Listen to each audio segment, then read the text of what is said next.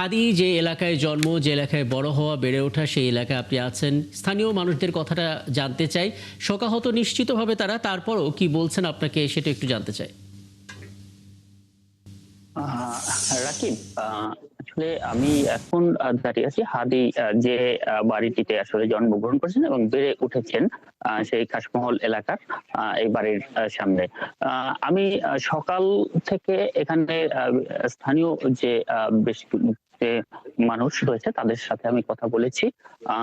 তারা আসলে যেটি বলছেন যে হাদিকে যেখানেই খবর দেওয়া হোক না কেন, আসলে হাদি তাদের প্রিয়, আম তাদের কাছে যে প্রিয় ছিল সেটি প্রকাশ করেছেন। এর বাইরে তারা হচ্ছে আ হাদিকে চাইছেন যে শেষবারের মতো জানি তাদের কাছে একটু আনা হোক এবং তারা যেন জানাজার নামাজটা পড়তে পারেন।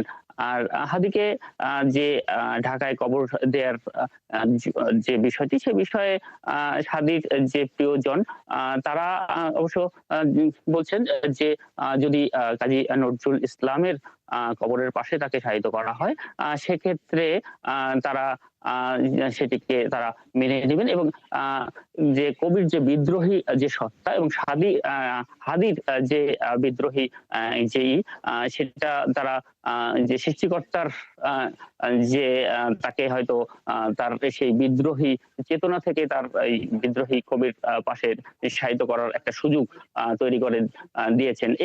এমনটাই কিন্তু তাদের ধারণা।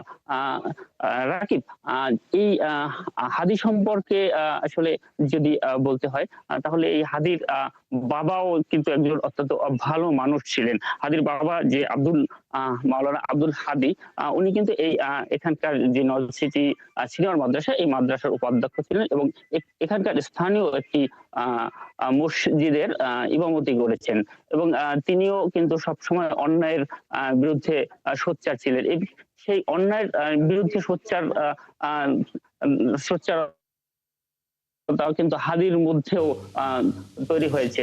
হাদি এখানকার যে স্থানীয় যে মাদ্রাসা, সিনিয়র মাদ্রাসা, সেই মাদ্রাসা থেকে প্রাথমিক যে শিক্ষা, সেই শিক্ষাটি কিন্তু সে এখানে সম্পন্ন করে। এরপরে ঝালকাঠি সদরের যে আ এনএস কামিল মাদ্রাসা রয়েছে, সেখান থেকে দাখিল এবং আলিম পাস করেন এবং সেই আলিম পাস করার পরে কিন্তু তিনি ঢাকায় আ আ ঢাকা ভার্সিটিতে রাষ্ট্রবিজ্ঞান বিভাগে পড়াশোনা শেষ করেছেন।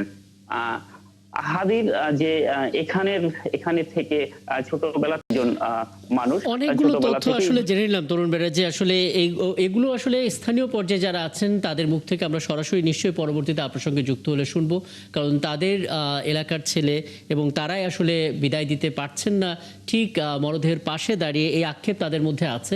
নিশ্চয়ই সেই কথাগুলো তাদের মুখ থেকে পরবর্তীতে আপনার মাধ্যমে আমরা শুনতে পারবো। ধন্যবাদ যুক্ত হওয়ার জন্য। সহকর্মী তরুণ বেড়াজি যুক্ত হয়েছিলেন, ঝালকাঠি থেকে বলছিলেন।